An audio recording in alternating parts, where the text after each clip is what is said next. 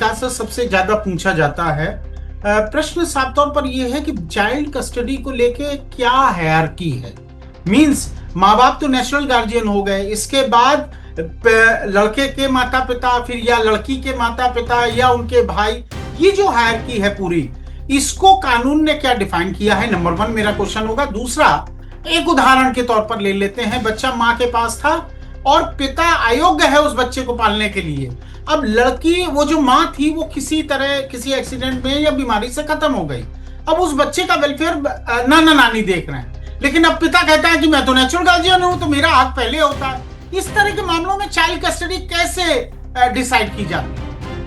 विप्लव, natural guardian होना, जैसे अब आपने अगर एक स्पेसिफिक सवाल दिया है तो उसी का जवाब दिया है कि मदर की डेथ हो गई को, और ये बहुत 2019-20 में विप्लव, ये बहुत जो कोविड-19 आया है उसमें 2020 और 2021 में बहुत ऐसे केसेस आए जहां पे either of the parent died या दोनों पेरेंट की डेथ हो गई।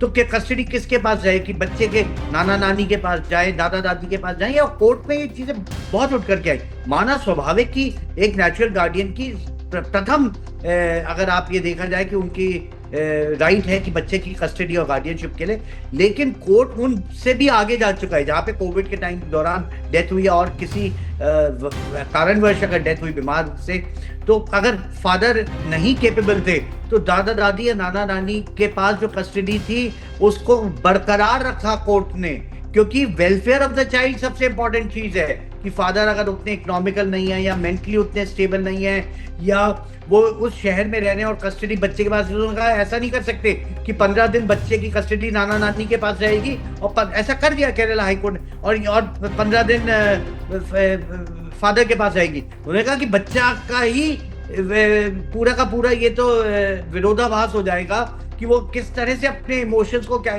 कंडक्ट करेगा, कि 15 दिन वो दादा दादी के पास है और 15 दिन नाना अपने फादर के पास है। तो कोर्ट ने सबसे इंपॉर्टेंट बात, विप्लव, घूम फिर के वही आती है कि वेलफेयर ऑफ द चाइल्ड सबसे इंपॉर्टेंट है।